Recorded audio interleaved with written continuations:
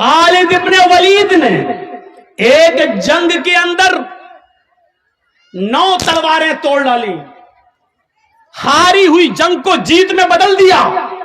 ہر طرف خالد ابن ولید کے چرچے ہونے لگے، واہ کیا لڑا خالد، کیا لڑا خالد، واہ خالد ابن ولید۔ حضرت عمر فاروق کو جب پتا چلا کہ لوگوں نے حضرت خالد ابن ولید کی تعریفیں کرنا شروع کر دی، تو حضرت خالد ابن ولید کو سپہ سالاری کے عہدے سے ہٹا دیا، کمانڈر ان چیف کے عہدے سے ہٹا دیا۔ اچھا ایک بات بتائیے، ہم اچھا کام کریں گے تو ہمارا پرموشن ہونا چاہیے یا ڈیموشن ہونا چاہیے؟ پرموشن ہونا چاہیے۔ حضرت خالد ابن ولید نے 9 تلواریں توڑی، ہاری ہوئی جنگ کو جیت میں بدل دیا، چاروں طرف چرچے ہو رہے ہیں، تو حضرت عمر کو ان کو آگے بڑھانا چاہیے، پرموشن دینا چاہیے یا نیچے؟ عقل تو یہی کہتی ہے کہ آگے پرموشن دینا چاہیے، لیکن حضرت عمر نے الٹا کیا۔ کیا کیا؟ خالد ابن ولید کو معزول کر دیا، ان کو کمانڈر ان چیف کے عہدے سے ہٹا دیا اور عام سپاہی بنا کر تلوار دے دی، جاؤ اب تم کمانڈر ان چیف نہیں، کسی بھی جنگ میں جاؤ گے تو ایک معمولی سپاہی کی حیثیت سے لڑو گے۔ لوگوں نے کہا خالد عمر نے تمہاری انسلٹ کی ہے، عمر نے تمہیں ذلیل کیا ہے، تم نے تو بہادری دکھائی ہے جنگ کے اندر، تمہیں تو انعام ملنا چاہیے تھا، لیکن خالد تمہیں ہٹا دیا گیا ہے، چھوڑ دو عمر کو، ہٹ جاؤ، استعفیٰ دے دو، تمہارے لیے بہت سے راستے کھلے ہیں، ادھر آ جاؤ۔ خالد ابن ولید نے جو جواب دیا وہ ایمان سے بھرا ہوا جواب تھا۔ خالد ابن ولید نے کیا جواب دیا؟ نحنو نقاتل فی سبیل اللہ ولا نقاتل فی سبیل عمر، ہم جو جنگ لڑ رہے تھے وہ اللہ کے راستے میں لڑ رہے تھے، عمر کے راستے میں نہیں لڑ رہے تھے، ہم نے جنگ اللہ کے لیے لڑی ہے، عمر کے لیے نہیں ہے، ہم معمولی سپاہی بن کر بھی ہم جہاد کریں گے لیکن عمر کے لیے نہیں، عمر کے رب کے لیے کریں گے۔ میرے بھائیوں یہ اسلام تھا، یہ ایمان تھا اس زمانے کے صحابہ کے اندر۔ تم تو اپنے بھولے بھالے جو دور سے آئے ہیں، یہ مسلمان بھائی جو سننے کے لیے آئے ہیں، تم ان کو تکلیف دینے کے لیے ان کے سامنے کھڑے ہو گئے ہو، تم ان کے لیے مصیبت بنے ہو، تم اپنے بھائیوں کو راستہ نہیں دے سکتے ہو، ان کے لیے بیٹھ نہیں سکتے ہو، تم اسلام کے لیے اپنی جان کی قربانی کیا دو گے؟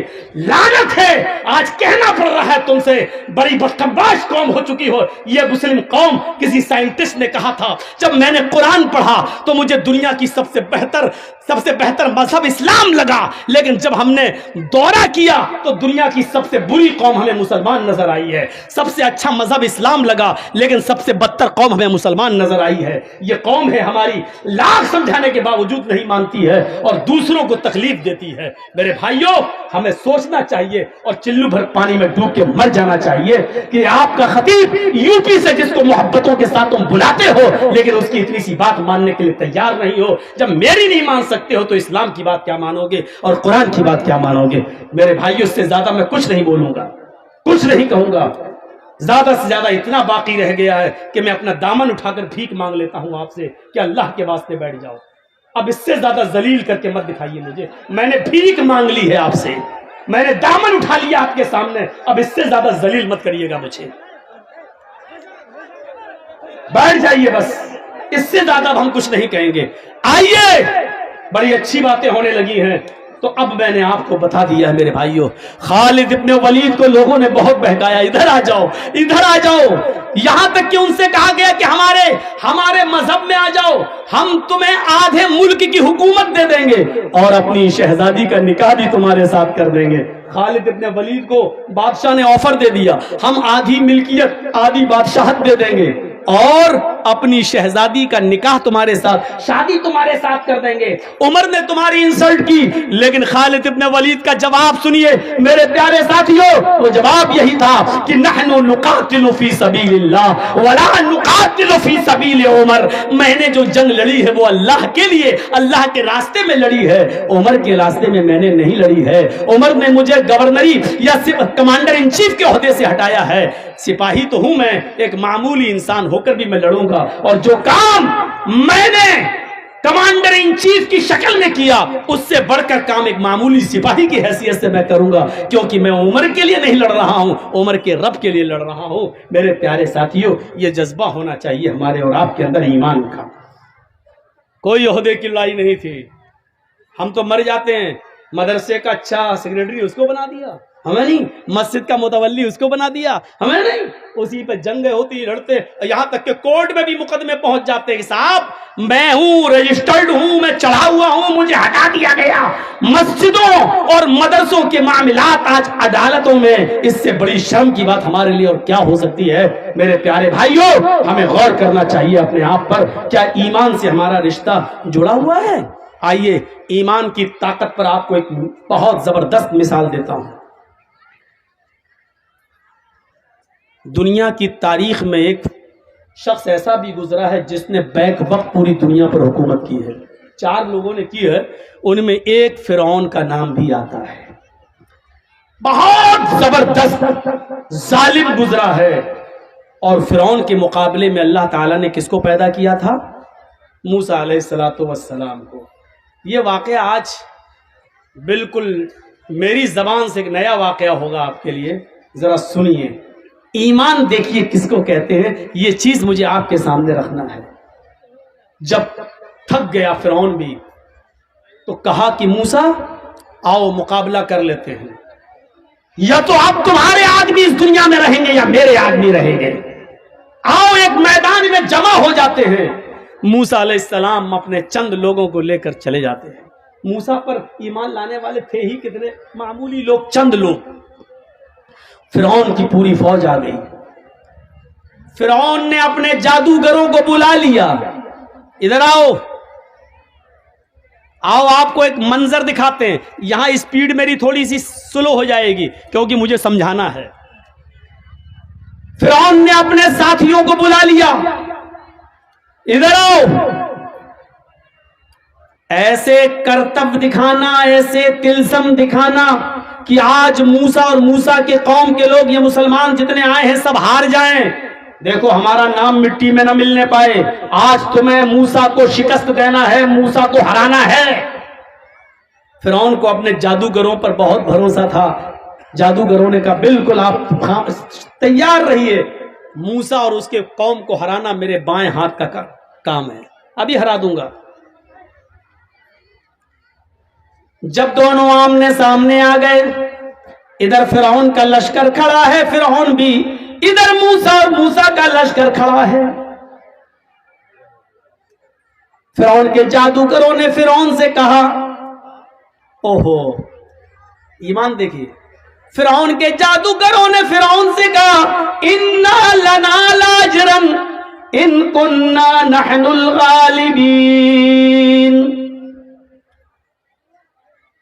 اے فرعون، اے ہمارے بادشاہ، اگر ہم موسیٰ سے جیت گئے، موسیٰ پر غالب آ گئے، موسیٰ کو ہرا دیا تو ہمیں کیا انعام ملے گا؟ اِنَّا لَنَا لَأَجْرًا إِن كُنَّا نَحْنُ الْغَالِبِينَ۔ اگر ہم غالب آ گئے، قرآن کہہ رہا، قرآن، اگر ہم غالب آ گئے تو ہمیں کیا انعام ملے گا؟ ہمیں آپ کیا نوازیں گے؟ ہمیں کیا دیں گے؟ ادھر سے فرعون کی طرف سے جواب آتا ہے، نعم وَإِنَّكُمْ لَمِنَ الْمُقَرَّبِينَ، تم ہمارے خاص لوگوں میں شامل ہو جاؤ گے، کیبینٹ میں تمہیں جگہ مل جائے گی، تم ہمارے مقرب بن جاؤ گے، میرے آس پاس بیٹھو گے، میرے ساتھ چلو گے، کھاؤ گے، پیو گے۔ ابھی کسی کو پتا چل جائے کہ ہم یہ کام کریں گے تو مودی جی کا ہم قریبی بن جائیں گے تو کرے گا کہ نہیں کرے گا؟ فوراً کر جائے گا۔ کیوں؟ ارے بھائی مودی کا مقرب بن جائیں تو سمجھ لو کہ انڈیا میرے ہاتھ میں۔ اب سوچو کہ فرعون کے جادوگروں کو جب فرعون نے یہ کہا کہ ہم تمہیں اپنا مقرب بنا لیں گے، اپنا قریبی بنا لیں گے، اپنے دربار میں تمہیں شامل کر لیں گے، تو فرعون کے جادوگروں کا حوصلہ کتنا بلند ہو گیا ہوگا۔ وہ فرعون جس کی حکومت بیک وقت آدھی دنیا سے زیادہ حصے پر رہی ہو، اس کا قریبی ہو جانا کتنے بڑے کمال کی بات تھی۔ بس شروع ہو گیا مقابلہ۔ فرعون کے جادوگروں نے، اے بیٹا کمر میں درد ہو رہا ہے، بیٹھ جاؤ، ابھی تو کمر سے کام ہی نہیں لیا، درد ہو گیا۔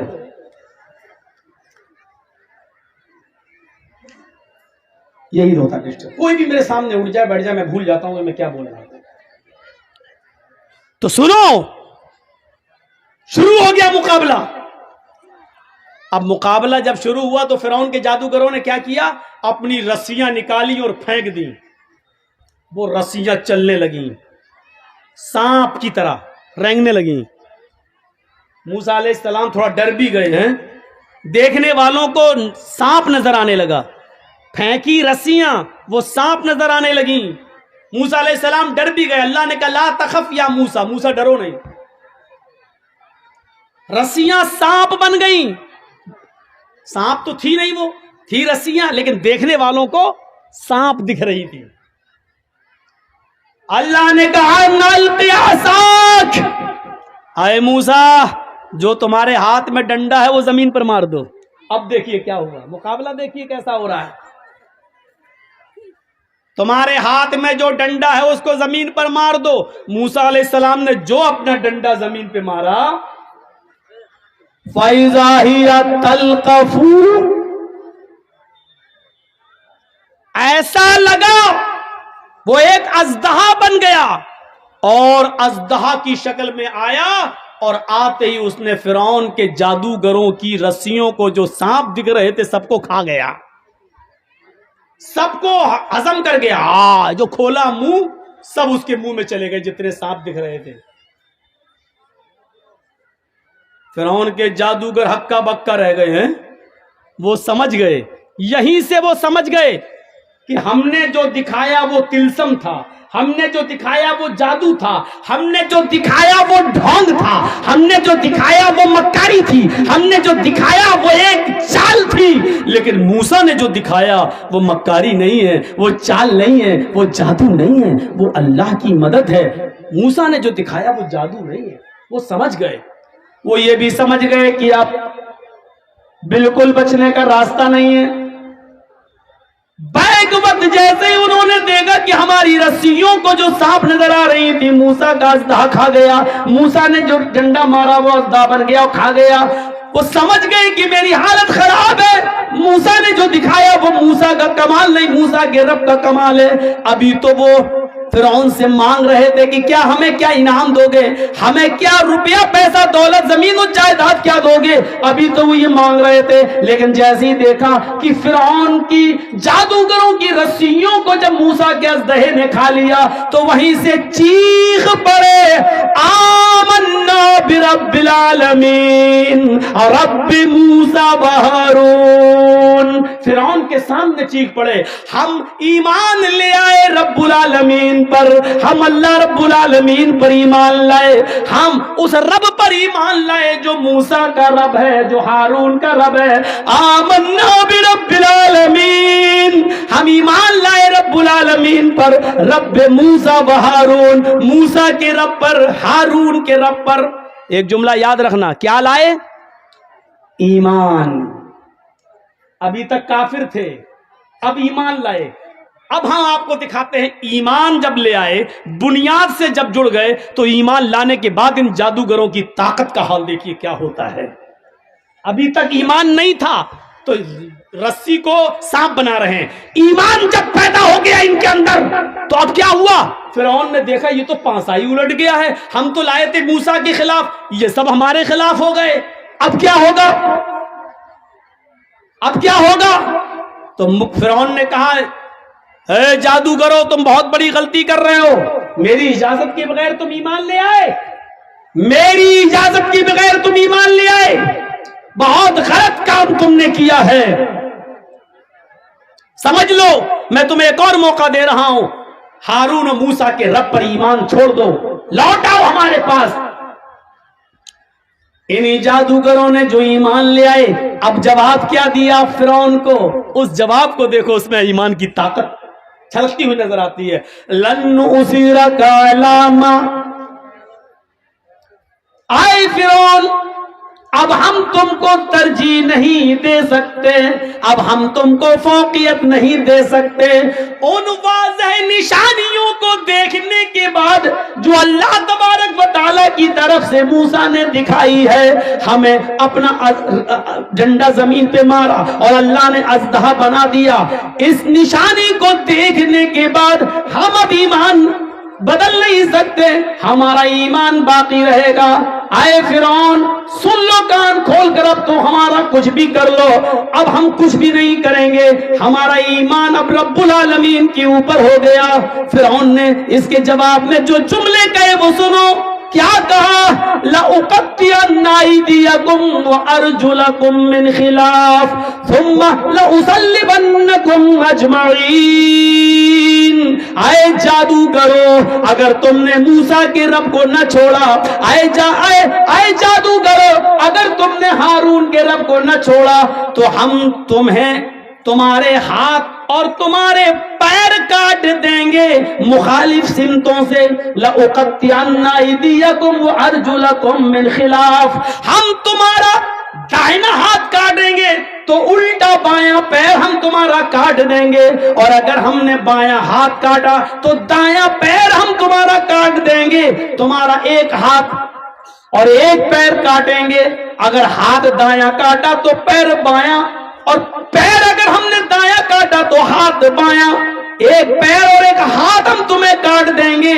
ثم لأصلبنکم اجمعین، اور اس کے بعد ہم تم سب کو سولی پہ لٹکا دیں گے، ہم تم سب کو سولی پہ چڑھا دیں گے۔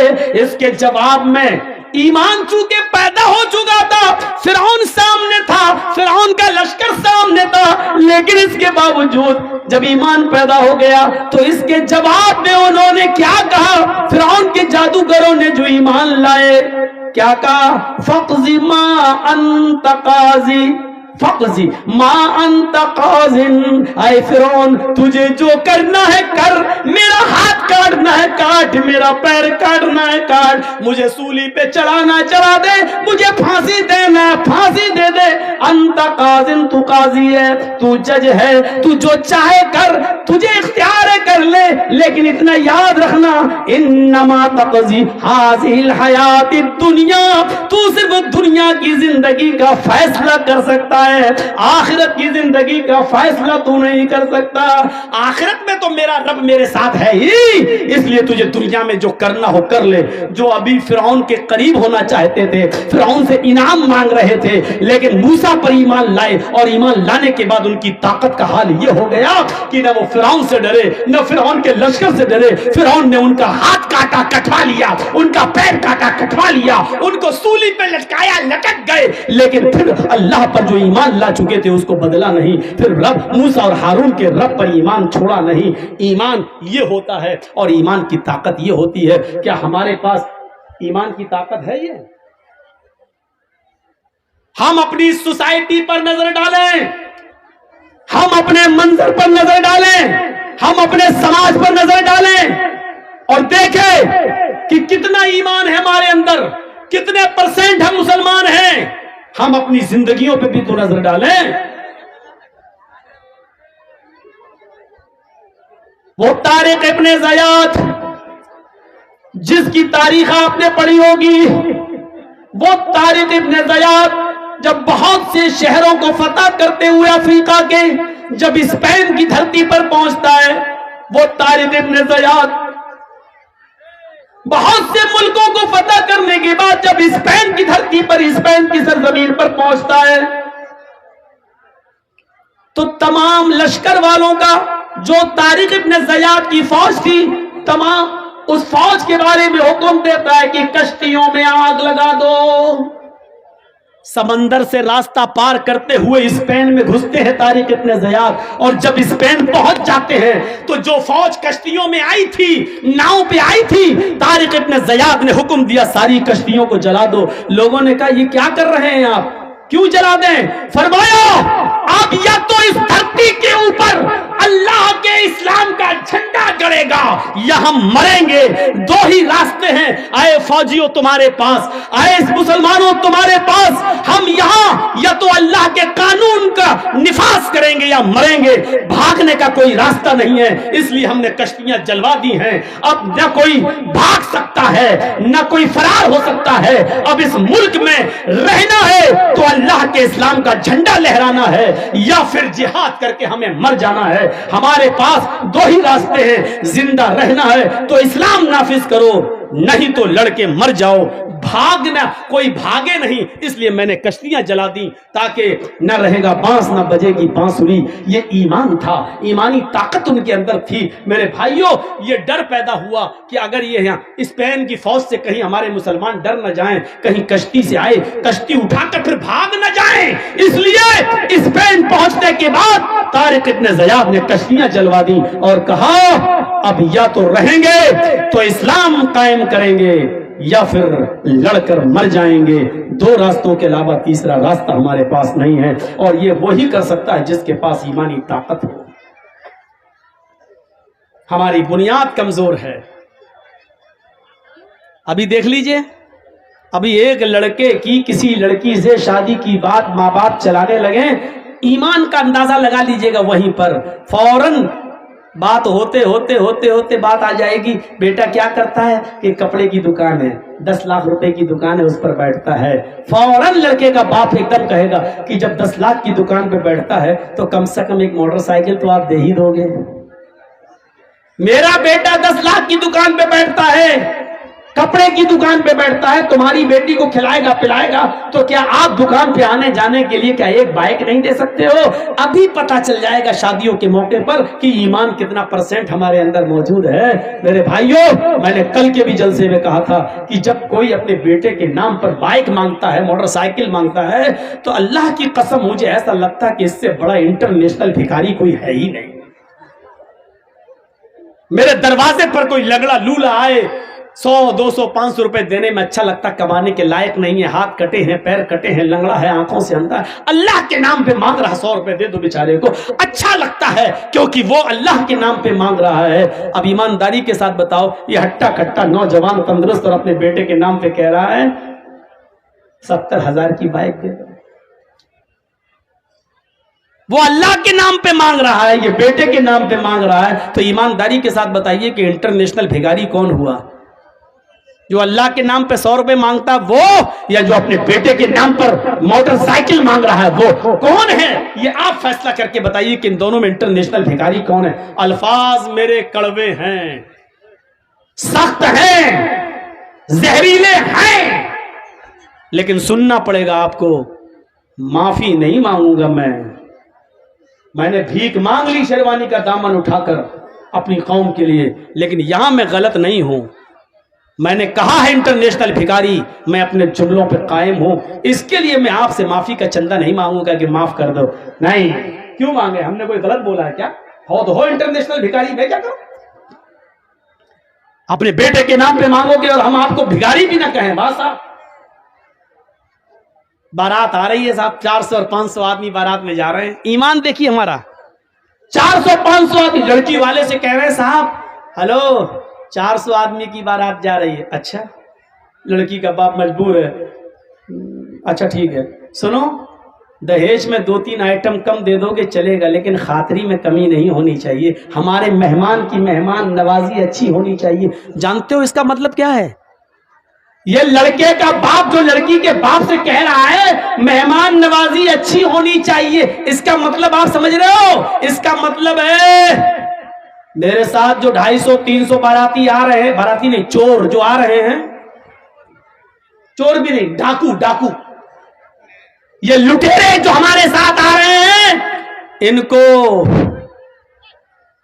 چھوٹا بڑا نہیں چلے گا، چھوٹا دینا، مطلب منہ سے نہیں کہہ رہا، منہ سے اتنا کہا خاطری اچھی کر دینا، جہیز میں 1-2 آئٹم کم دے دینا چلے گا، لیکن خاطری اچھی کر دینا، مہمان نوازی اچھی، یہ اس اچھی میں بہت سی چیزیں چھپی ہوئی ہے، یعنی بڑا نہیں چلے گا، چھوٹا دینا، پولٹی نہیں چلے گا، دیسی مرغا چلے گا وہ دینا، 1 آئٹم نہیں چلے گا، 5-6 آئٹم دینا، اس اچھی میں یہ ساری چیزیں چھپی ہوئی ہیں، اور ان لٹیروں کا پیٹ بھرنے کے لیے اس لڑکی کا باپ کہاں سے بیچارہ قرضہ لیتا ہے، اور آپ کو ایک ٹائم اچھا کھانا کھلا دیتا ہے. اچھا کھانے کا مطلب سمجھ گئے نا؟ آپ کو بڑے کا نہیں مٹن کھلا دیتا ہے, دیسی مرغا کھلا دیتا ہے, آپ کے پیٹ کی جہنم کو بھر دیتا ہے. حالانکہ اس ایک دن کے کھلانے کے چکر میں اس لڑکی کے باپ کو اس کا قرض کا ادائیگی کرتے ہوئے کتنا سود دینا پڑتا ہے اور کتنے سال تک اس کا قرضہ ادا نہیں کر پاتا ہے وہ بیچارہ. کبھی آپ نے اس غریب باپ کی غربت کی طرف بھی آپ نے خیال رکھا ہے؟ اتنا یاد رکھنا, اگر آپ نے کسی غریب کی غربت کو نہیں دیکھا تو آپ ظالم ہو جائیں گے, آپ ظالم کہلائیں گے. یہ زمین پڑی ہے, یہ خالی زمین ہے جہاں عورتیں بیٹھی ہوئی ہیں, میں یہی رہتا ہوں. تھوڑا پانی دیجیے. میں یہی رہتا ہوں, چلیے مان لیجئے مجھے معلوم ہے کہ یہ ایک زمین کس کی ہے. آپ کا نام شرافت علی ان کا نام ہے. مان لیجئے یہ زمین شرافت علی صاحب کی ہے. اب سنیے, بہت امپورٹنٹ بات بتانے جا رہا ہوں, سننا پڑے گا تمہیں نہیں, تمہارے باپ کو بھی سننا پڑے گا. جب تک میں یہاں ہوں یہ پاور مجھے محمد رسول اللہ نے دیا ہے. بیٹھو یہاں پر, سنو. یہ زمین شرافت علی صاحب کی ہے, 2 لاکھ کی زمین ہے. مجھے معلوم ہے کہ 2 لاکھ کی زمین ہے, لیکن شرافت علی صاحب کی والدہ کی طبیعت خراب ہے. ان کو ہاسپٹل میں اپنی ماں کا علاج کرا رہے ہیں. اب جرجیز صاحب سوچ رہے ہیں کہ شرافت علی اپنی ماں کی طبیعت کا علاج کرانے کے لیے اپنی زمین بیچے گا, کیونکہ اس کے پاس پیسہ نہیں ہے. اب جرجیز صاحب اس کی زمین بکنے کا انتظار کر رہے ہیں اور مجبوری کا فائدہ اٹھانا چاہتے ہیں کہ 2 لاکھ کی زمین ہمیں 1.5 لاکھ میں مل جائے. شرافت صاحب آئے, جرجی صاحب آپ محلے میں اچھے آدمی ہیں, آپ ہماری زمین لے لیجیے. صاحب ہمیں زمین کی ضرورت نہیں, اور لاک ڈاؤن کے بعد زمین کی قیمت بڑھ بھی نہیں رہی ہے صاحب, حالات خراب نہیں ہے. صاحب لے لیجیے, میری ماں کی طبیعت خراب ہے. او اچھا, والدہ کی طبیعت خراب, ہاں ٹھیک ہے, اگر 1.5 لاکھ روپے میں دینا تو دے دو, کیونکہ زمین کی قیمت بڑھ تو رہی نہیں ہے. معلوم ہے کہ 2 لاکھ کی ہے, لیکن شرافت علی صاحب مجبور ہیں اور یہ اپنی ماں کا علاج کرانے کے لیے وہ زمین 1.5 لاکھ روپے کی دے دیتے ہیں. ہم نے 1.5 لاکھ لگایا, انہوں نے 1.5 لاکھ دے دیا, لیکن جرجیز کو معلوم ہے کہ وہ زمین 2 لاکھ کی ہے. اللہ کی قسم ہم اس کے باوجود بے ایمان ہیں, چاہے سودا کر کے ہی ہم نے کیوں نہ لیا ہو, کیونکہ ہمیں معلوم ہے کہ وہ 2 لاکھ کی زمین ہے. ہم حق مار رہے ہیں, ہم مجبور کی مجبوری کا ناجائز فائدہ اٹھا رہے ہیں. اور اسلام یہ کہہ رہا ہے کہ تو چاہے کتنی نمازیں پڑھ لے, چاہے کتنے روزے رکھ لے, لیکن تو نے اپنے مسلمان بھائی کے اوپر ظلم کیا ہے. اللہ کی قسم تیری نماز قبول نہیں ہوگی, تیرا روزہ قبول نہیں ہوگا. ہم پڑھے کہاں ہیں؟ چلے گئے مسجد میں, پڑھے آئے 2 رکعت نماز پڑھ کے داڑھی پہ ہاتھ پھیر کے نکل گئے. لگتا ہے جیسے اللہ پر بہت بڑا احسان کر کے آئے ہیں, اللہ پہ بہت بڑا احسان کر کے آئے ہیں. جب تک تم لوگوں کی مجبوری کا فائدہ اٹھاؤ گے تمہاری عبادت قبول نہیں ہوگی. کبھی آپ نے یہ بھی سوچا ہے کہ صاحب 2 لاکھ کی زمین ہے شرافت علی صاحب کی, ان کی ماں کا علاج ہونا ہے, بیچارے کو ضرورت ہے پیسوں کی, چلو 2 لاکھ کی زمین کو ہم 2.25 لاکھ میں لے لیتے ہیں. بیچارہ اپنی ماں کا علاج کرا رہا ہے, ایسے کسی کے سامنے ہاتھ پھیلانے میں شرم آ رہی ہے. چلو 2 کی زمین ہم 2.25 میں خرید لیتے ہیں, ہماری زمین پڑی رہے گی 2-4 سال, اس کی قیمت بڑھ جائے گی, لیکن ایک مجبور آدمی بیچارہ اپنی ماں کا علاج کرا لے گا. کبھی 2 لاکھ کی زمین کو 2.25 لاکھ میں لیا ہم نے, کبھی 2 لاکھ کی زمین کا 2.5 لاکھ دیا ہے. جب 2 کا 2.5 نہیں دے سکتے ہو تو 2 کا 1.5 دینا بھی ظلم ہے, ظلم ہے, ظلم ہے. رب کعبہ کی قسم ظلم ہے, اور اللہ اس کو معاف نہیں کرے گا. مجبور کے مجبوری کا فائدہ اٹھائیں گے آپ.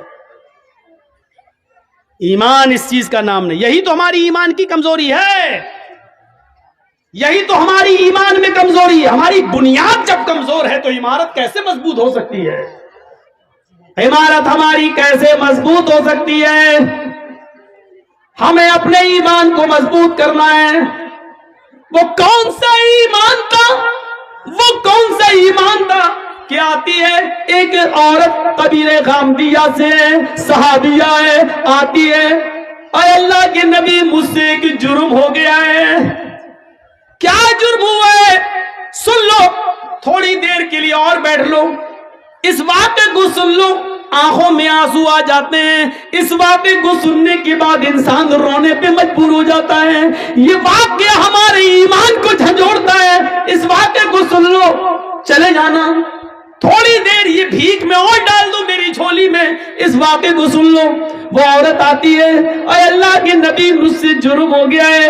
آپ نے کہا توبہ کر, کہنے لگے اللہ کے نبی میں اسی دنیا میں پاک ہونا چاہتی ہوں, میں اسی دنیا میں اس جرم کی سزا پانا چاہتی ہوں. آپ نے کہا توبہ کر, اللہ سے مغفرت کی دعا مانگ, اللہ غفور الرحیم ہے. کہنے لگی میرا جرم تو سن لیجئے, کیا اس جرم کی کوئی معافی ہے بھی یا نہیں؟ اللہ کے نبی نے کہا بتا کیا تیرا جرم ہوا ہے, کیا تجھ سے غلطی ہوئی ہے؟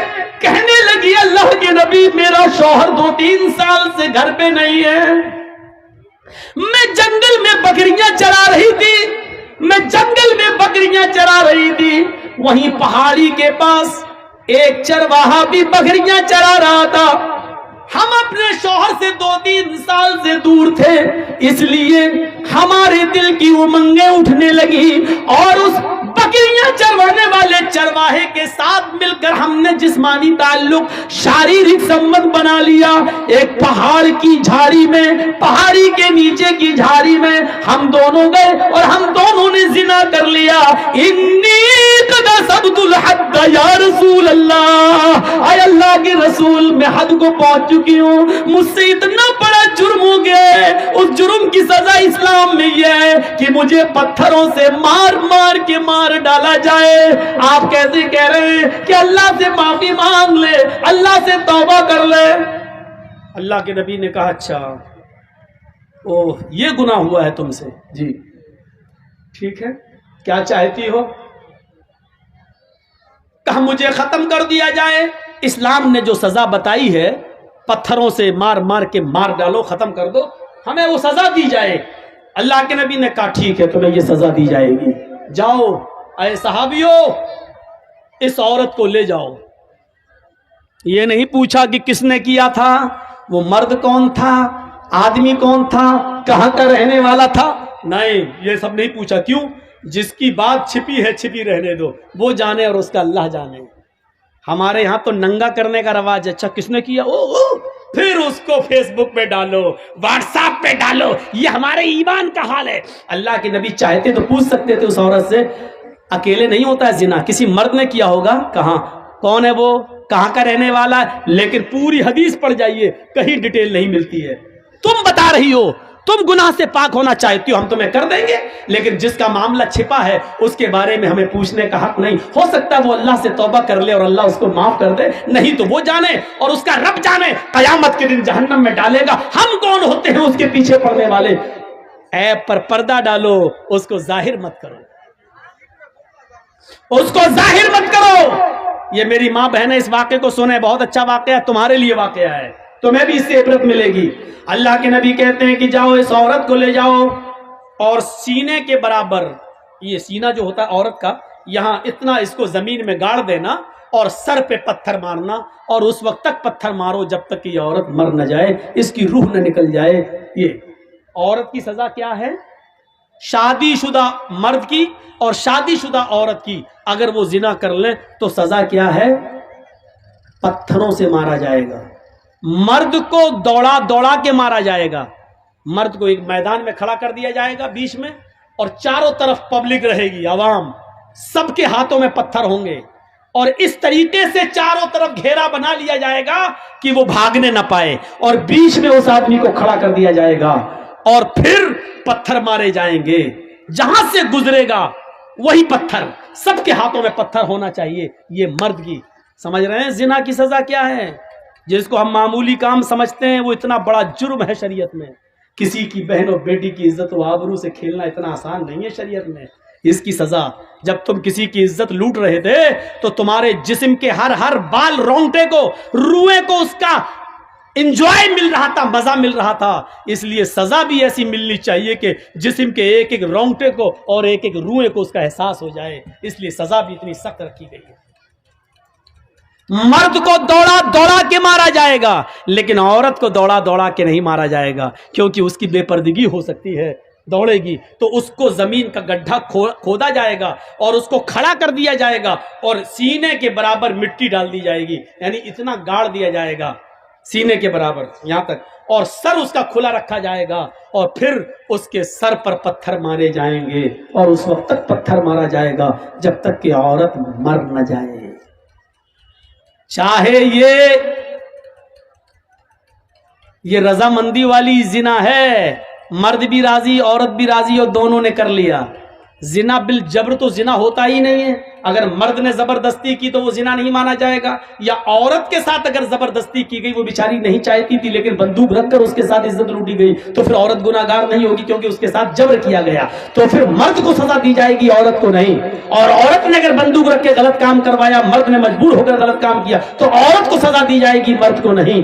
لیکن مرد بھی راضی عورت بھی راضی تو دونوں کو سزا دی جائے گی. اگر دونوں میں سے ایک کنوارا ہے ایک شادی شدہ، تو شادی شدہ کو پتھروں سے مار مار کے جان سے مارا جائے گا، اور جو کنوارا تھا اس کو 100 کوڑے مارے جائیں گے، اور 1 سال کے لیے اپنے شہر اپنی بستی سے باہر کر دیا جائے گا. اس کو گاؤں سے نکال دیا جائے گا، اور اپنے گاؤں میں 1 سال تک آنے کی انٹری اجازت نہیں ملے گی. 100 کوڑے پڑیں گے، چمڑے کے کوڑے، چمڑے کے، کپڑے کے نہیں، چمڑے کے کوڑے.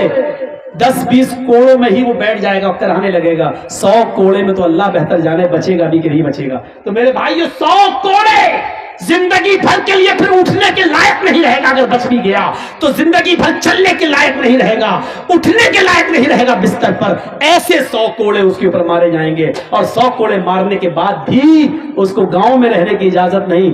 1 سال کے لیے اس کو اس شہر سے دوسرے شہر میں داخل کیا جائے گا. اس کو اپنے شہر میں انٹری نہیں ہے، کیونکہ اس کو دیکھ کر لوگ اس لڑکی کو یاد کریں گے. اچھا، یہ وہ پھلا کی لڑکی کے ساتھ اس نے، تو اس لڑکی کی بے عزتی ہوگی جس کے ساتھ اس نے ریپ کیا ہے یا زنا کیا ہے. اس لیے اس لڑکی کی عزت کو بحال کرنے کے لیے 100 کوڑے مار کو 1 سال کے لیے اس کو شہر سے باہر نکال دو. یہ اسلام نے سزا متعین کی ہے.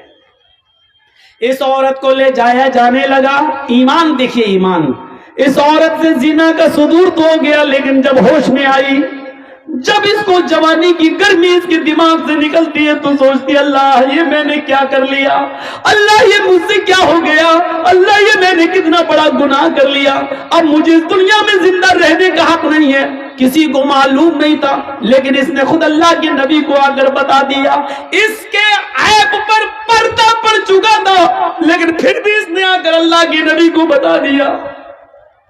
اللہ کے نبی نے کہا، جاؤ اس عورت کو لے جاؤ اور اس کو پتھروں سے مار مار کے ہلاک کر دو، مار مار کے اس عورت کو مار ڈالو.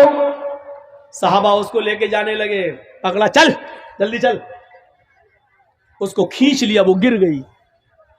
جیسی وہ کام دیا گری، وہ عورت زمین کے اوپر گری تو اس نے اپنا پیٹ سب سے پہلے پکڑا. صحابہ نے پوچھا، کیا ہوا، کیا بات ہے، ایسے چلے گی تو کب تک پہنچے گی تو میدان میں، کب تجھے مارا جائے گا؟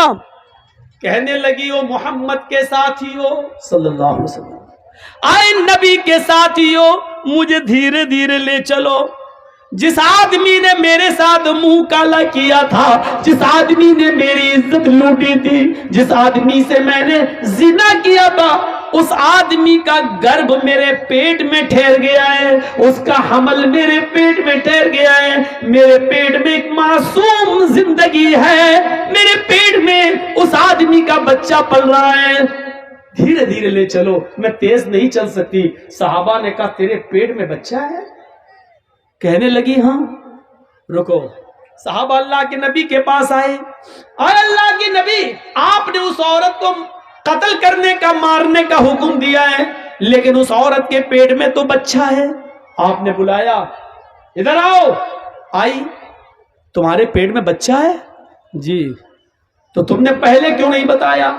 کہا، اللہ کے نبی، اس لیے نہیں بتایا کیونکہ اس بچے کا باپ وہی ہے جس نے میرے ساتھ زنا کیا ہے، اور میں نہیں چاہتی ہوں کہ یہ بچہ پیدا ہو، اور جب اس بچے کو بڑے ہو کر پتا چلے کہ میرا باپ کا پتہ نہیں، میں ناجائز اولاد ہوں، تو یہ زندگی بھر مجھے گالی دے گا. اس لیے میں چاہتی ہوں کہ میں مروں تو میرے ساتھ میرے پیٹ کا بچہ بھی مر جائے، اس لیے میں نے آپ کو نہیں بتایا. نبی اکرم نے کیا کہا، اے عورت، نہیں، قصور تیرا تھا، غلطی تیری تھی، زنا تو نے کیا، تیرے پیٹ میں پلنے والے اس معصوم بچے کا کیا قصور ہے، اس بیچارے کی کیا غلطی ہے، اس کو تو کیوں مارنا چاہتی ہے؟ نہیں نہیں، ابھی تمہیں قتل نہیں کیا جائے گا، ابھی تمہیں مارا نہیں جائے گا. جاؤ ابھی اس بچے کو اپنے پیٹ میں 9 مہینے تک پالو، اور جب بچہ پیدا ہو جائے تب لے کر آنا. ناجائز بچہ ہے پیٹ میں، باپ کا پتہ نہیں ہے، لیکن اللہ کے رسول ایک ناجائز بچے کو بھی گرانے کی اجازت نہیں دے رہے ہیں۔ کاش مودی جی کے چمچے، یوگی جی کے چمچے کم سے کم اس حدیث کو پڑھ لیتے، نبی کی زندگی کی اس واقعے کو پڑھ لیتے۔ چاچا کیا ہو گیا؟ لاؤ پیسہ لینے کے لیے تو دنیا پریشان ہے۔ لیجیے بھائی، ছোট ছেলে হারিয়ে গেছিল, তাকে পাওয়া اور গেছে, کچھ স্টেজে রাখা আছে। سب গদাসিমলে آگے بیٹھے۔ তাকে স্টেজে রাখা হয়েছে, ছেলের গার্জেন এসে নিয়ে যাবেন। سنیے سنیے سنیے تھوڑا سا، آپ ادھر دیکھیے، بڑا اچھا واقعہ ہے۔ اللہ کے نبی ایک معصوم کی زندگی کو کتنا پیار کی نظر سے دیکھ رہے ہیں، جبکہ معلوم ہے کہ بچے کا باپ ناجائز، یہ بچہ جب پیدا ہوگا تو حرامی بچہ کہلائے گا، ناجائز بچہ کہلائے گا، لیکن اس کے باوجود اللہ کے نبی کہہ رہے ہیں بچے کو نہیں مارا جائے گا۔ بچے کا کیا قصور ہے؟ اس سے زیادہ انسانیت کسی دھرم میں ملے گی؟ اس سے زیادہ مانوتا کسی مذہب میں ملے گی؟ گئے، جاؤ اس عورت کو کہا بچہ پیدا ہو جائے تب آنا۔ 9 مہینے تک اپنے پیٹ میں رکھتی ہے، جب بچہ پیدا ہوا 2-4 دن بستر پہ لیٹتی ہے، چلنے کے لائق ہوتی ہے تو بچے کو لے کر آتی ہے۔ 9 مہینے میں اللہ کے نبی بھول گئے کہ یہ عورت کون ہے۔ آئی، اے اللہ کے رسول لیجئے بچہ، آپ نے کہا تھا جب بچہ پیدا ہو جائے تب آنا، آپ نے کہا تم کون؟ کہا نہیں پہچانا، کہا نہیں میں وہی عورت ہوں جس سے زنا کا صدور ہوا تھا اور مجھے قتل کرنے کے لیے بھیجا جا رہا تھا، میرے پیٹ میں بچہ تھا۔ آپ نے کہا او غامدیہ، قبیلہ غامدیہ سے؟ ہاں اچھا اچھا اچھا اچھا، او اب بچہ پیدا ہو گیا؟ کہ ہاں، یہ لیجیے۔ اس عورت نے اپنا بچہ محمد رسول اللہ کے ہاتھوں میں دے دیا۔ میڈیا والوں لکھو، اگر تمہارے قلم میں طاقت ہے دکھاؤ مانوتا کی یہ شکل مودی جی کو اور یوگی جی کو، بتاؤ کہ مولوی جرجی اس نے ڈنڈے کی چوٹ پر اعلان کر کے کہا ہے انسانیت کا یہ سبق، جس بچے کا باپ پتہ نہیں ہے، جو پیدا تو ہو چکا ہے لیکن ناجائز اولاد ہے، ایسی ناجائز اولاد کو محمد رسول اللہ اپنی گود میں اٹھا رہے ہیں، اس بچے کو اپنے سینے سے لگا رہے ہیں۔ تم تو برہمنوں کے مندروں میں شودر نہیں جا سکتا ہے، برہمن کی تھالی میں ہریجن نہیں کھا سکتا ہے، تم نے تو چھوت چھات کے ایسے نیت بنا دیے ہیں کہ اللہ کے بندوں میں ہی بٹوارا کر دیا ہے کہ برہما جی نے اپنے منہ سے برہمن کو پیدا کیا، ہاتھوں سے چھتری کو پیدا کیا، رام سے ویش کو پیدا کیا، پیروں سے شودر کو پیدا کیا۔ برہما جی نے اپنے منہ سے اس کو، ہاتھوں سے اس کو، چھتری کو، ٹھاکر کو اور ہریجن کو سب سے نیچے والے حصے سے، تم نے تو بٹوارا کر دیا ہے، تم نے تو بٹوارا کر دیا ہے۔ میرے پیارے ساتھیوں، ذرا تصور تو کیجئے اسلام کے اندر مساوات کا ایسا درس ملے گا، ایسا درس ملے گا۔ آپ کے محلے کی مسجد ہے، اذان ہو گئی ہے، پہلی صف بھر گئی ہے، جرجی صاحب مسجد میں جاتے ہیں، ایم ایل اے منہاج صاحب مسجد میں جا رہے ہیں نماز پڑھنے کے لیے۔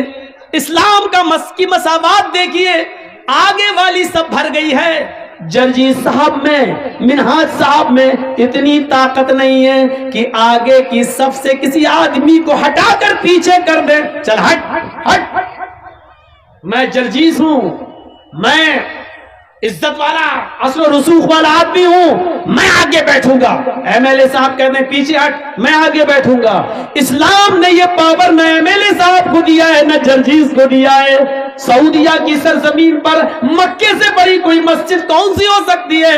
وہاں ٹیکسی ڈرائیور اگر خانہ کعبہ میں پہلے پہنچ گیا ہے، رکشہ چلانے والا پہلے پہنچ گیا ہے اور وہ پہلی صف بھر چکی ہے، تو سعودیہ کے بادشاہ کو بھی ادھیکار نہیں ہے کہ اگلی صف سے کسی آدمی کو ہٹا کر پیچھے کھڑا کر دے اور خود آگے کھڑا کر دے۔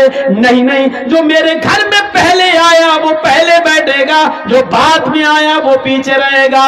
یہ تمہاری عدالت نہیں ہے، یہ تمہارا گھر نہیں ہے، یہ تمہاری اسمبلی نہیں ہے، یہ تمہاری میراث نہیں ہے، یہ مسجد ہے، یہ اللہ کا گھر ہے۔ یہاں ہمارے گھر میں کوئی ایم ایل اے نہیں، کوئی ایم پی نہیں، کوئی مولوی نہیں، کوئی حاجی نہیں، کوئی نمازی نہیں، ہمارے گھر میں سب برابر ہیں۔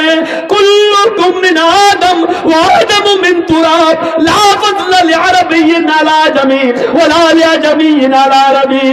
کوئی گورے کو کالے پر فوقیت نہیں, کوئی کالا گورے سے افضل نہیں, کوئی امیر نہیں, کوئی غریب نہیں. میرے گھر میں سب آئے سب برابر ہے.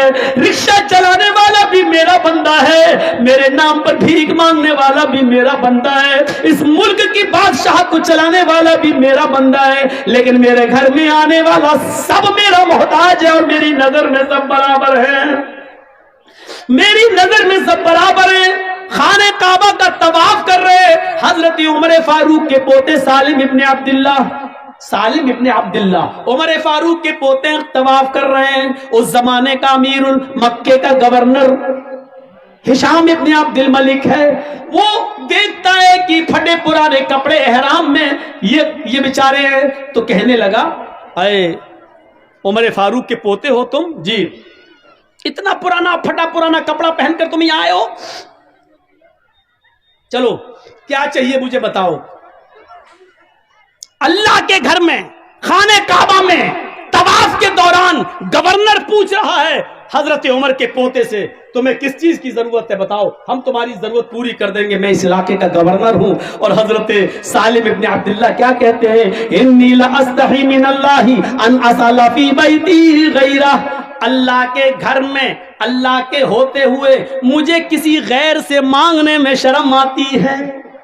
گورنر صاحب اپنا مال اپنی دولت اپنے پاس رکھو, مجھے اللہ کے گھر میں جو کچھ مانگنا ہے اللہ سے مانگنا ہے, تم سے نہیں.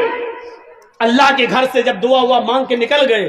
سالم ابن عبداللہ کچھ دعا مانگ رہے تھے طواف کے بعد, 7 چکر لگانے کے بعد دعا مانگی. دعا کیا مانگ رہے تھے یہ اللہ جانتا ہے, سالم ابن عبداللہ جانتے, تیسرا کوئی نہیں جانتا. بھائی ہم نے کیا دعا مانگی آہستہ تو ہم جانتے ہیں, میرا رب جانتا ہے, بس تیسرا تو کوئی نہیں جانتا. تو ہشام دیکھ رہا ہے کہ سالم ابن عبداللہ کیا کر رہے ہیں. کیا ہو گیا؟ আসসালামু আলাইকুম. আর একটা ছোট বাচ্চাকে পাওয়া গেছে, যার বাচ্চা আছে এখানে রাখা আছে, স্টেজে এসে নিয়ে যাবেন. একটা ছোট বাচ্চাকে পাওয়া গেছে, যার বাচ্চা আছে স্টেজ থেকে এসে নিয়ে যাবেন. سالم ابن عبداللہ دعا مانگ رہے ہیں اور ہشام ابن عبد الملک دیکھ رہا کہ یہ دعا مانگ رہے ہیں. دعا مانگ کے یہ باہر نکلے تو ہشام ابن عبد الملک گورنر بھی باہر نکل گیا. گورنر نے کہا سنو, اللہ کے گھر میں تو تمہیں شرم آ رہی تھی, یہ تو اللہ کا گھر نہیں ہے, یہ تو بازار ہے. بتاؤ تم مجھ سے کیا چاہتے ہو؟ تم بہت غریب ہو, پھٹے پرانے کپڑے پہنے ہوئے ہو, تمہارا احرام 20 جگہ سے پھٹا ہے اور اس میں ٹانکے لگے ہوئے ہیں, اور تم حضرت عمر جس نے 22 لاکھ مربع میل پر حکومت کی ہے اس کا پوتا اتنا غریب. سالم ابن عبداللہ کہتے ہیں تم میری کیا مدد کرو گے, دنیا کی یا آخرت کی؟ کہا آخرت کی مدد تو کوئی کسی کی نہیں کر سکتا ہے, وہاں تو عمل ساتھ میں جائیں گے. ہم تمہیں کپڑا دے دیں گے, غلہ دے دیں گے, اناج دے دیں گے, کچھ دنیاوی جو ضرورت ہو, دال چاول دے دیں گے, گھی دے دیں گے, دنیا میں جو چیزوں کی ضرورت ہے بتاؤ, تھوڑا سونا دے دیں گے, چاندی دے دیں گے تمہیں. سالم ابن عبداللہ ہنسنے لگے. گورنر نے کہا کیوں ہنس رہے ہو؟ کہا اے گورنر تم میرے آخرت میں کوئی کام نہیں آ سکتے. کہا نہیں, اور تم مجھ سے یہ کہہ رہے ہو کہ دنیا مانگو, سونا مانگو, چاندی مانگو, روپے مانگو, پیسے مانگو, اناج مانگو, غلہ مانگو, یہی تو تم چاہتے ہو کہ میں تم سے یہ مانگوں؟ کہا جی, جس چیز کی ضرورت ہو. آئے ہشام, آئے گورنر, جب میں نے طواف کیا اور طواف کرنے کے بعد جب میں نے 2 رکعت نماز پڑھی اور 2 رکعت نماز پڑھ کر جب میں نے ہاتھ اٹھائے اور ہاتھ اٹھا کر جب میں نے اللہ سے دعا مانگی تو جانتے ہو میں نے اللہ سے کیا مانگا؟ گورنر نے کہا کہ ہاں یہ تو دیکھا کہ تم دعا مانگ رہے ہو, لیکن کیا مانگا یہ میں کیا جانوں, تم جانو, تمہارا رب جانتا ہے, میں نہیں جانتا کہ تم نے کیا مانگا. ہاں سچ ہے, میں نے اپنے رب سے کیا مانگا یہ میں جانتا ہوں, میرا رب جانتا ہے, اور میں تمہیں بتانا بھی نہیں چاہتا کہ میں نے کیا مانگا. لیکن تم بار بار کہتے ہو مجھ سے روپیہ مانگو, سونا مانگو, چاندی مانگو, دال مانگو, چاول مانگو, کپڑا مانگو, دنیا مانگو, تم بار بار مجھ سے یہ کہتے ہو. تو سنو, جب میں نے اپنے دونوں ہاتھ اٹھا کر اللہ سے دعا مانگی, ماں سال تو دنیا दुनिया मन यमलिकुहा फकैफ असअलुहा मन ला यमलिकुहा, तो दुनिया तो मैंने उससे भी नहीं मांगी जो दुनिया का मालिक है, सोना और चांदी तो मैंने उससे भी नहीं मांगा जो इसका मालिक है, कपड़ा लत्ता अनाज और गल्ला तो मैंने उससे भी नहीं मांगा जो इस दुनिया का मालिक है। फकैफ असअलुहा मन ला यमलिकुहा, तो मैं तुझसे आए गवर्नर ये दुनिया कैसे मांगू, ये दुनिया का मालिक तू है ही नहीं, ये दौलत तेरे पास आज है, कल मरा इस दौलत का मालिक कोई दूसरा हो जाएगा। जब ये घर, ये मकान, ये बिल्डिंग, ये दौलत तेरी है ही नहीं, तो फिर तू मेरी क्या मदद करेगा। अरे दुनिया तो मैंने उससे भी नहीं मांगी, अपने रब से भी मांगा तो जन्नत मांगी, अपने रब से भी मांगा तो अपने गुनाहों की माफी मांगी, अपने रब से भी मांगा तो यही मांगा कि अल्लाह जब तक मैं दुनिया में रहूं ईमान के साथ रहूं, जब मेरी रूह निकले तो ईमान पर मेरी रूह निकले। दुनिया सोना और चांदी तो मैंने उससे भी नहीं मांगा। ये ईमान था उनका मेरे भाइयों, एक हमारा ईमान है। अल्लाह के नबी ने उस औरत के, उस बच्चे को जो नाजायज बच्चा था, उस बच्चे को अपनी गोद में ले लिया और कहा जाओ इस औरत को मार डालो, पत्थरों से मार मार के हलाक कर दो, बच्चा पैदा हो गया। अल्लाह की कुदरत देखो, जैसे ही उस औरत को मोड़ा गया, ले जाया जाने लगा, बच्चा रोने लगा। उस औरत ने पलट कर देखा कि मेरा बच्चा रो रहा है, चीखती है। आय अल्लाह के नबी, हर मरने वाले से उसकी आखिरी आरज़ू पूछी जाती है, तमन्ना पूछी जाती है। क्या मुझसे मेरी आखिरी तमन्ना नहीं पूछी जाएगी? हाँ पूछी जाएगी। जिस मैदान में तुम्हें मारा जाएगा उसी मैदान में पूछ लिया जाएगा। कहा अल्लाह के रसूल, अगर उस मैदान की जगह यहीं पर मेरी तमन्ना पूरी कर दी जाए तो? अच्छा बताओ क्या है? कहा अल्लाह के रसूल, मैंने ये बच्चा आपकी गोद में दे दिया, मैं चाहती हूं कि आखिरी बार इस बच्चे को मैं अपना दूध पिला दूं। इसका रोना मुझ पे देखा नहीं जा रहा है।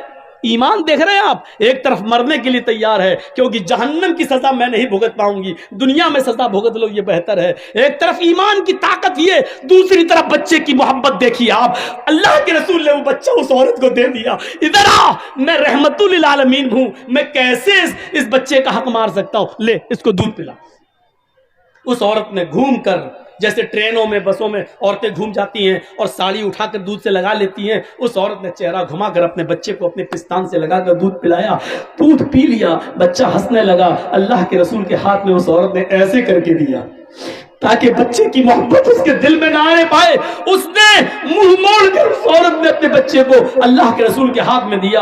अल्लाह के नबी देख रहे हैं, उस औरत की पिस्तान के निकले हुए दूध की एक बूंद, उसका एक कतरा उस बच्चे के होंठों पर लगा हुआ है। अल्लाह के नबी ने उस औरत से कहा, इधर आ। कहाँ जा रही हो? कहा सज़ा भुगतने के लिए, जो जुर्म मैंने किया है उसकी सज़ा पाने के लिए।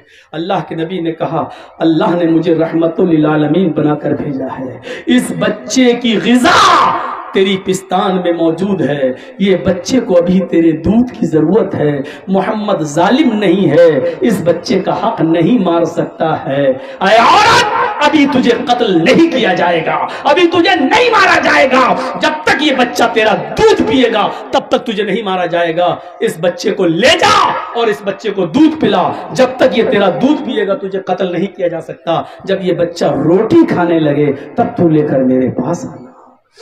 अल्लाह के रसूल ने फिर सज़ा मुलतवी कर दी और उस औरत को बच्चा लेके जाना पड़ा। जब बच्चा रोटी खाने लगा तो वो औरत लेके आती है, कहती है अल्लाह के रसूल लीजिए, अब तो रोटी भी खाने लगा।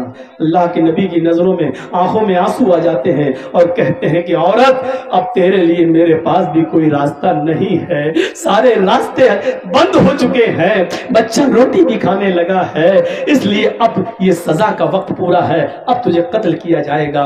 आपने उस बच्चे को एक सहाबी के हवाले किया। कौन है जो इस बच्चे को पालेगा? एक सहाबी ने हाथ उठाया, मैं अल्लाह के रसूल इस बच्चे को अपने बच्चे की तरह रखूंगा, मैं इसको अपना नाम दूंगा, मैं इसको अपने घर में बना दूंगा, अपनी जमीन और जायदाद का मालिक भी बनाऊंगा, मुझे दे दीजिए। अल्लाह के रसूल ने उस बच्चे को उसके हवाले कर दिया और उस औरत को भेज दिया। उस औरत को जब भेजा गया और वो मैदान मक्तल में जाती है, उसको सीने के बराबर गाड़ दिया जाता है। पहला पत्थर खालिद इब्न वलीद के हाथों में है, पत्थर मारते हैं उसके सर पे, सर फटता है, खून का ہے اس خالد ابن ولید کے کپڑوں پہ گرتا ہے. خالد ابن ولید نے دیکھا اس عورت کے خون میرے کپڑوں پہ آ گیا, یہ زناکار عورت, منہ کالا کرنے والی عورت, تیرا خون میرے کپڑوں پہ, سکلت سواکل, مر جا تو, برا ہو تیرے خون نے میرے کپڑے گندے کر دیے. خالد ابن ولید کے منہ سے کچھ الٹے سیدھے جملے نکل گئے, کچھ غلط جملے نکل گئے. اللہ کے رسول کو جب پتا چلا کہ اس عورت کو خالد ابن ولید نے پتھر مارا اور پتھر مارتے ہوئے اس کے خون کے چھینٹے خالد کے کپڑوں پہ پڑ گئے, تو اس میں عورت کا کیا قصور تھا بیچاری کا؟ وہ تو بندی تھی, وہ تو گلی تھی, سر سے خون کا فوارہ نکلا, وہ کسی کے بھی کپڑوں پہ جا سکتا تھا, اس میں اس عورت کا کیا قصور ہے؟ خالد نے اس عورت کو یہ گالی کیوں دی؟ مر جا, زانیہ, بد چلن, بد کردار, یہ کیوں کہا اس کو؟ 3 دن تک آپ نے خالد ابن ولید سے بات نہیں کی, اور 3 دن کے بعد خالد ابن ولید آتے ہیں, اے اللہ کے رسول میں دیکھ رہا ہوں کہ آپ میرے سلام کا جواب دے کر منہ پھیر لیتے ہیں, آپ مجھ سے بات نہیں کرتے ہیں, میں دیکھ رہا ہوں آپ مجھ سے کٹے کٹے پھر رہے ہیں, میری جنت میں برباد ہو جائے گی, میری آخرت برباد ہو جائے گی. اے اللہ کے رسول اگر آپ مجھ سے ناراض ہو گئے اور میرا انتقال ہو گیا تو اللہ مجھے جنت میں داخل نہیں کرے گا. اللہ کے نبی وجہ بتاؤ. آپ نے کہا خالد وجہ صرف ایک ہے, ریزن صرف ایک ہے, کارن صرف ایک ہے, تم نے اس عورت کو گالی دی, اس کو بدچلن کہا جس عورت کو میں نے مارنے کا حکم دیا تھا. کہا اللہ کے نبی آپ کو نہیں معلوم, آپ نے نہیں سنا جب میں نے پتھر مارا تھا تو اس کا سر پھٹا, اس کے خون کے چھینٹے میرے کپڑوں پہ آئے, میرے کپڑوں کو ناپاک کر دیے. وہ عورت بدچلن تھی, زناکار تھی. فرمایا خالد اب بھی تم اپنی زبان پہ کنٹرول نہیں کر رہے ہو, اب بھی تم اس عورت کو بدچلن کہہ رہے ہو. اس عورت نے خود بتایا کہ میرا شوہر 2-3 سال سے غائب ہے, اس نے خود بتایا کہ میں کنٹرول نہیں کر سکی اور زندگی میں پہلی بار مجھ سے زنا ہوا ہے. وہ عادتاً زناکار نہیں تھی, وہ پیشہ ور نہیں تھی, وہ زنا ہر وقت نہیں کراتی تھی, اس سے صرف ایک بار غلطی ہوئی ہے اور ایک بار غلطی کی اس نے سزا بھگت لی, میرے پاس آ کر اپنے جرم کا اقرار کر لیا. خالد اس عورت کو بدچلن مت کہو, تم نہیں جانتے اس عورت نے کیسی توبہ کی ہے, اپنی جان دے کر, اپنی جان قربان کر کے, پتھروں سے پٹ پٹ کر اپنے آپ کو ختم کرا کے اللہ کی دربار میں, اللہ کے دربار میں کتنی پاک ہوئی ہے تمہیں نہیں معلوم. اے خالد اس ایک عورت کی توبہ کو جو مرتے وقت اس نے کی ہے, اس ایک عورت کی توبہ کو اگر اس مدینے کے 70 گناہگاروں پہ ڈال دیا جائے, ایسے گناہگار جو جہنم میں جانے والے ہوں, اگر اس ایک عورت کی, ایک اکیلی عورت کی توبہ کو ان 70 جہنمیوں پہ ڈال دیا جائے تو اس ایک عورت کی توبہ سے اللہ ان 70 جہنمیوں کو بھی جنت میں داخل کر دے گا, ان 70 لوگوں کو بھی جنت میں داخل کر دے گا. اس نے ایسی توبہ کی ہے کہ اللہ رب العالمین نے اس کی توبہ کو اگر اس مدینے کے 70 جہنمیوں پر بھی ڈالا جائے تو اللہ ان 70 جہنمیوں کو بھی بخش دے. میرے بھائیوں, یہ ایمان کی کون سی طاقت تھی جو زنا کرنے کے بعد اپنے آپ کو اللہ کے نبی کے پاس لاتی ہے اور پیش کر دیتی ہے کہ اللہ کے رسول مجھ سے یہ جرم ہوا ہے, مجھے سزا دیجئے. یہ تھا ایمان, یہ تھا ایمان.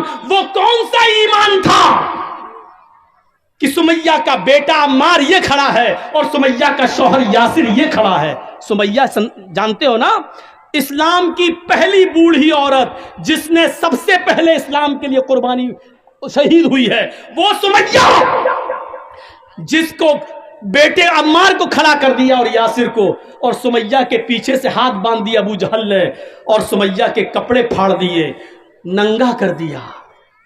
کہا سمیہ محمد کے رب کے اوپر سے اپنا ایمان ہٹا, کہنے لگی نہیں ہٹا سکتی. سمیہ, ابو جہل نے نیزہ اٹھایا, نیزہ جانتے نا جس سے اونٹ کو نہر کرتے, اونٹ یہاں مارتے اونٹ کو نا جب قربانی کرتے ہیں, ایسے وہ نیزہ اٹھایا اور سنو بس یہ سن لو اور تم بھی جاؤ ہم بھی جائیں, آرام سے گھر میں اپنے ایمان کو, آج سے اپنے ایمان کو جلا بخشیں. سمیہ رضی اللہ تعالیٰ عنہ کھڑی ہیں, ہاتھ پیچھے سے بندھے ہیں. میری بہنوں, तुम अपनी लिपस्टिक की कुर्बानी नहीं दे सकती हो, तुम अपनी फेयर एंड लवली की कुर्बानी नहीं दे सकती हो, तुम अपनी बेपर्दगी नहीं छोड़ सकती हो, तुम अपने बरहना और नंगे कपड़ों की कुर्बानी नहीं दे सकती हो। सुमैया ने किस चीज की कुर्बानी दी? ये ईमान था सुमैया का। सुमैया के हाथ बंधे हैं, अपने बेटे के सामने उसको नंगा कर दिया गया, उसके पति के सामने उसको नंगा कर दिया गया। सुमैया आसमान पे देख रही है, अबू जहल ने नेजा उठाया, कहा मोहम्मद के रब पर ईमान छोड़ती है कि नहीं? कहने लगी नहीं। देखा ताकत, ये ईमान की ताकत है। दुश्मन और उसकी फौज खड़ी है, लेकिन अकेले वो जानती है कि अल्लाह पर ईमान है। जैसे एक पुलिस वाला पूरे गांव के सामने इसलिए ताकतवर होता है क्योंकि वो जानता है सरकार की ताकत हमारे साथ है। सुमैया जानती है ईमान की ताकत क्या होती है, अल्लाह पर भरोसे की ताकत क्या होती है। वो सबसे निडर है, कह रही है नहीं, क्या करेगा कर। उसने नेजा लिया और सुमैया की शर्मगाह में दाखिल कर दिया। बहुत आसान है सुनना, बहुत आसान है सुनना, सुन लो बस। एहसास नहीं कर सकते, अभी 2-4 मोब लिंचिंग करने वाले आपको पकड़ लें और जबरदस्ती जय श्री राम का नारा लगवाएं तो मौत के डर से हम लगा देंगे जय श्री राम, क्योंकि हमारे सामने मौत है। हम जानते हैं। सुमैया से इबरत हासिल करो। सुमैया से कहा जा रहा है मोहम्मद के दीन को छोड़, ईमान से बाज आ जा, कहती है नहीं। शर्मगाह में नेजा दाखिल कर दिया गया, इधर से डाला उस तरफ निकाल लिया गया। पीछे से हाथ बंधे हैं, हाथ खुले होते तो कम से कम पकड़ सकती थी, निकाल सकती थी, लेकिन हाथ पीछे से बंधे हैं। जैसे फांसी के फंदे पर मुजरिम को ले जाया जाता है और पीछे से उसके हाथ बांध दिए जाते हैं। सुमैया की शर्मगाह में जब नेजा दाखिल होता है खंजर, तो सुमैया आसमान की तरफ देखती है।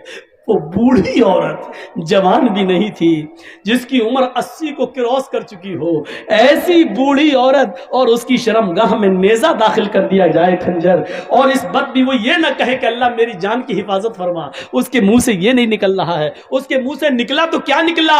सब्बित कदमैया अला दीनिक या अरहमर राहिमीन। आय अल्लाह, अबू जहल मुझसे मेरा दीन छीनना चाहता है, मुझसे मेरा ईमान छीनना चाहता है। अल्लाह मेरी जान जा रही है, चली जाए, लेकिन मेरा ईमान न जाने पाए। ईमान की ताकत देख रहे हैं आप?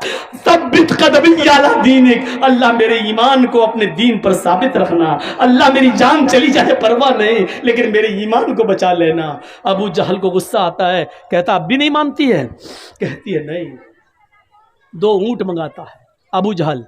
और सुनो मेरे भाइयों, आखिरी वाकया, इस पैर को सुमैया का, ये पैर इस ऊंट से बांधा और इस ऊंट का चेहरा कर दिया पूरब की तरफ, और दूसरा पैर सुमैया का दूसरे ऊंट से बांधा और उसका चेहरा कर दिया पश्चिम की तरफ, और कोड़ा हाथ में।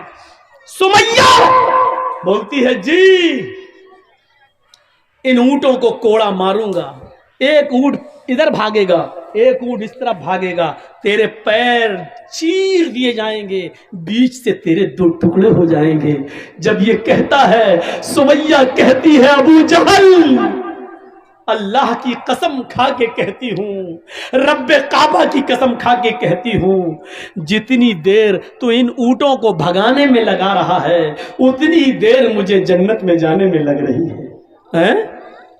हाँ अय अबू जहल, ये जन्नत मैं देख रही हूँ, अल्लाह की कसम मुझे दिखाई दे रही है, इसकी खुशबू मेरी नाक तक आ रही है। अबू जहल जल्दी कर, मेरे हाथ खुले होते तो मैं कोड़ा उठा के तेरे हाथ में दे देती, तूने तो मेरे हाथ ही बांध दिए हैं। जल्दी कर, जितनी देर तू इन ऊंटों को भगाने में लगा रहा है, उतनी देर मुझे रब की जन्नत में जाने में लग रही है। कौन सा ईमान था, कौन सा ईमान था? ईमान की वो कौन सी ताकत थी? पैर बंधा हुआ देख रही है, दोनों ऊंटों से बंधा हुआ देख रही है, हाथ बंधे हैं, उसको मालूम है कि ऊंट भागेंगे तो मेरा अंजाम क्या होगा, मेरे जिस्म के 2 टुकड़े हो जाएंगे। अपने बेटे के सामने कह रही है, अपने पति के सामने कह रही है, अबू जहल जितनी देर तू इन ऊंटों को भगाने में लगा रहा है, उतनी देर मुझे जन्नत में जाने में लग रही है। उसको गुस्सा आया और उसने ऊंटों को भगा दिया, एक ऊंट इधर भागा, एक ऊंट इधर भागा।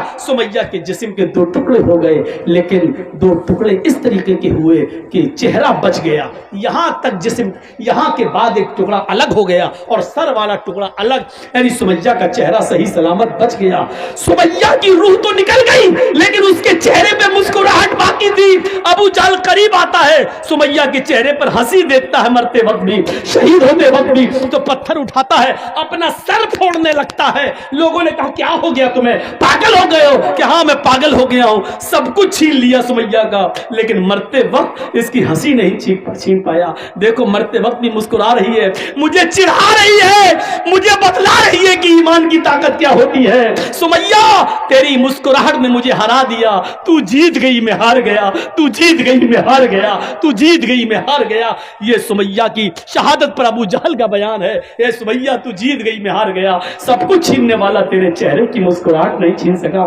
तुझसे तेरा ईमान दूर नहीं कर सका। सुमैया तू कामयाब हो गई। ये मंजर जब अल्लाह के नबी ने सुमैया के बेटे और सुमैया के पति के जबान से सुना तो आंखों में आंसू आ गए और मिंबर पर खड़े होकर खुतबा दिया। जुमे के खुतबे में आपने कहा लोगो सुनो, अबू बकर जन्नती, उमर जन्नती, उस्मान जन्नती, अली जन्नती। अबू बकर तुम अकेले जन्नत में जाओगे, उमर तुम अकेले जन्नत में जाओगे, उस्मान तुम अकेले जन्नत में जाओगे, अली तुम अकेले जन्नत में जाओगे। इसबिरू या आला यासिर, इसबिरू या आला यासिर फइन्न मौइदकुम अल जन्ना।